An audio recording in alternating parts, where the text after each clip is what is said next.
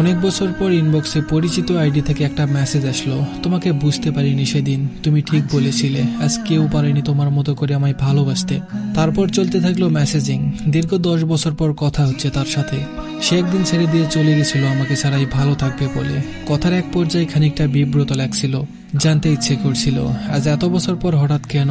ওদিক থেকে উত্তর এসেছিল, জানো সাথী, আমি ভালো নেই। হাজারো ভালো থাকা নিয়ে আমাকে পিছু ডাকে তোমার সেই চঞ্চল চাহনি, তোমার স্কুল ড্রেসের সাথে খোলা চুল, স্কুল প্রাঙ্গণে দৌড়ে বেড়ানোর দারুণ সেই দৃশ্য আজ এত বছর পরেও আমার চোখে নিদারুণ ভেসে আসে বারংবার। তখন ভাবতাম তোমার সৌন্দর্যের প্রতি সেটা আমার মোহ, যা আমার দারুণ রকমের টানে। তারপরের গল্পটা সবার জানা, প্রেম হলো হঠাৎ করেই। তারপর 2 টাকায় সারা রাত ডিজুস জাগিয়ে রাখতো আমাদের। আমার জীবনের প্রথম কেনা মোবাইলের ইসমাইল সিমে করে নেওয়া সুপার FNF নাম্বারটাও তোমার ছিল। আরে তোমার না, তোমার মায়ের ছিল মোবাইলটা। এভাবেই যাচ্ছিল সময়, তুমি আমায় ভীষণ রকমের ভালোবেসে ফেললে, আর আমি দারুণ রকমের ভয় পেয়ে থাকতাম অল্প বয়সের সেই প্রেমে অন্ধ হয়ে তুমি কোনো ভুল করে বসো কিনা। তোমার প্রতি টান, মোহ, ভালো লাগা মাত্র 3 মাসের ব্যবধানে উবে গেল আমার। তখন স্কুলের মানেই হয়ে গেল আড্ডা, মাস্তি আর সিগারেট, তুমি হয়ে গেলে টাইম পাস। তারপর আমি দূরত্ব বাড়ালাম, তুমি বাড়ালে অভিমান। শেষ হয়ে গেল সেই প্রেমের গল্প। তুমি ফেরাতে চেয়েছিলে আমায়, কিন্তু পারোনি, কারণ ততদিন আমি প্রেমিক থেকে প্লে বয় হয়ে গিয়েছিলাম। তোমার মতো সুন্দর সুন্দর ফুলদের নিয়ে খেলাতে মতো ছিলাম। মন করে ভেঙে দেওয়ার মজার এই খেলা আমি কেবল গড়েই ভেঙে দিয়েছি, কিন্তু আমাকে ভেঙেছে একমাত্র তুমি। কিভাবে, তাই তো? প্রেম ভাঙার ততদিনে বছর 2 স্কুলে যাওয়া ছেড়েই দিয়েছিলাম প্রায়। প্রতিদিন রাতে তোমার দিয়ে একটা করে মেসেজ আমায় এনার্জি দিত তোমাকে আরো বেশি ইগনোর করার। শেষ মেসেজে গোটা গোটা অক্ষরে লিখেছিলে তুমি, এই গল্পের শেষ নেই বলেছিলাম, আজ এই আমিই বলছি, গল্পের শেষ তার কথকের কাছেই। এই একতরফা গল্পের কথক গল্পটির সমাপ্তি এখানেই ইতি ঘোষণা করলো। আগের মেসেজগুলোর মতোই আমি খুব স্বাভাবিকভাবে নিলাম। 1 রাত 2 রাত এমনকি কয়েক রাত কেটে গেল, কিন্তু পাগলি তোমার মেসেজ পেলাম না। বিরক্ত লাগলো বেশ খানিকটা, এই ভেবেছে আমি কেন তোমার মেসেজের অপেক্ষা করছি। তারপর স্কুলের ক্লাসে আবারও নিয়মিত হলাম। SSCর টেস্ট পরীক্ষা শুরু হলো। একদিন পরীক্ষা দিয়ে বেরিয়েই চোখ গেল তোমার দিকে। ফ্যাকাশে মলিন মুখে কার সাথে যেন কথা বলছো। তোমার রঙিন চেহারা, ফ্যাকাশে ভাব দেখে খানিকটা বিচলিত হলাম, হয়তো মন খারাপ হলো। সেদিনও বুঝিনি আমি তোমাকে কতটা ভালোবাসি। বুঝেছিলাম সেদিন, যেদিন প্রথমবারের মতো কোনো ছেলের পাশে তোমাকে আবিষ্কার করেছিলাম। জানো সাথী, বুকের বাম পাশটা চিনচিন করছিল খুব। অস্থিরতায় 10টা সিগারেট একটানে শেষ করেছিলাম। বন্ধুরা ভেবেছিল কোনো সুন্দরী রমণী আমার প্রেম প্রত্যাখ্যান করেছিল হয়তো, কিন্তু সেদিন আমি তাদের কাছে প্রকাশ করতে চাইনি। আমি পারিনি তোমায় আমার করে রাখতে। তারপর স্কুল বদলে কলেজে উঠলাম। তখন আমরা পুরোপুরি আলাদা। ক্লাসে নিয়মিত হলেও সেই কাউকে সামনে দাঁড়িয়ে রেখে আড়ালে তোমাকে দেখতে থাকা মেয়েটাকে অনুভব করতাম খুব। বারবার মেসেজ চেক করতাম, কোনো মেসেজ সিন করনি তো।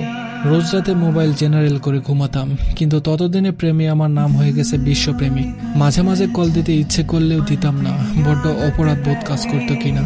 তারপর সব ছেড়ে দিলাম, সাহস জগিয়ে ভাবলাম এবার সব বলে দিব, সাথী তোমায় ভালোবাসি। কিন্তু তোমাকে কলেজের গেটে দাঁড়াতে দেখলাম, তোমার অপেক্ষায় অলরেডি সেখানে একজন দাঁড়িয়ে আছে। তুমি হাসতে হাসতে গেট পার হলেও আমাকে দেখেই তোমার মুখ কেমন ফ্যাকাশে হয়ে গেল। তারপর আমাকে দেখিয়ে তোমার ভালোবাসার মানুষটার বাইকে উঠে তুমি প্রস্থান নিলে। হয়তো বোঝাতে চেয়েছিলে সেদিন, চিরদিন কেউ পাশে থাকে না, ভালোবাসে না। তিক্ততার শেষে কেউ আর স্মৃতি আঁকড়ে পড়ে থাকে না। তুমি মুভ অন করেছিল, হয়তো অন্য কাউকে জড়িয়ে ধরে আমাকে ভুলে যাওয়ার প্রত্যয়ে। আমি কেবল বাকরুদ্ধ হয়ে তাকিয়েছিলাম, আর দীর্ঘশ্বাস ছেড়ে হতবাক হয়ে পড়লাম। আসলেই পরিবর্তন খুব ভয়ঙ্কর। তারপর আর কি, তোমায় একটু একটু করে চিরতরে হারিয়ে ফেলেছিলাম, তবে বলা হয়নি। প্লেবয় খ্যাত বিশ্ব প্রেমিকটা রাতের ঘুমটা কোন এক পাগলনী ভয়ঙ্কর রকমের মায়াবতী তুমি কেড়ে নিয়েছ। তোমার পরে অনেকের সাথেই প্রেম হয়েছে, তবে তাদের মাঝে তোমাকে খুঁজতে খুঁজতে আমার আর কখনো কারোর সাথে সত্যিকারের প্রেম করা হয়নি। দীর্ঘশ্বাসের বাতাসে নিজের মন খারাপের চিহ্নটাকে মুছে দিয়ে প্রশ্ন করে জানতে চাইলাম, কেমন আছো? কেবল এতটুকুই উত্তর পেলাম, তোমাকে ছাড়া ভালো নেই। কেন জানি না সেদিন আমার কান্নার জায়গায় খুব করে হাসি পাচ্ছিল।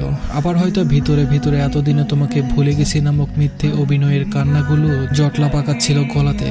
ইচ্ছে করছিল খুব করে বলি, এতদিনের জমানো রাগের পাহাড় বরফ হয়ে গলতে শুরু করেছিল, তবু আর কথা বাড়াতে ইচ্ছে হয়নি। আমি বর্তমানে ভালো আছি, হয়তো পিছনের যাতা আমার নয় এটা মেনে নিয়ে বেঁচেছিলাম এতদিন, তবে আজও তাই হোক। তারপর আর কথা হয়নি বহুদিন।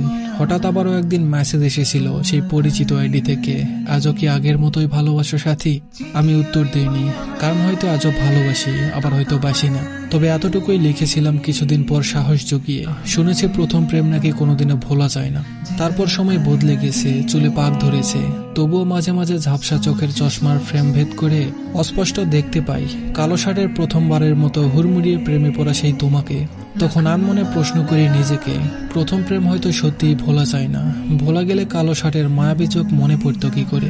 একটা সময় পরে বাস্তবতার স্রোতে গা ভাসিয়ে আবেগী প্রেম গতিপথ হারিয়ে ফেলে। একদিকে দূরত্ব বাড়তেই আমরা অভিমান বাড়িয়ে সম্পর্কের ইতি টেনে ফেলি, তবুও সম্পর্ক মরে যায়, প্রেম আজীবন বেঁচে রয়।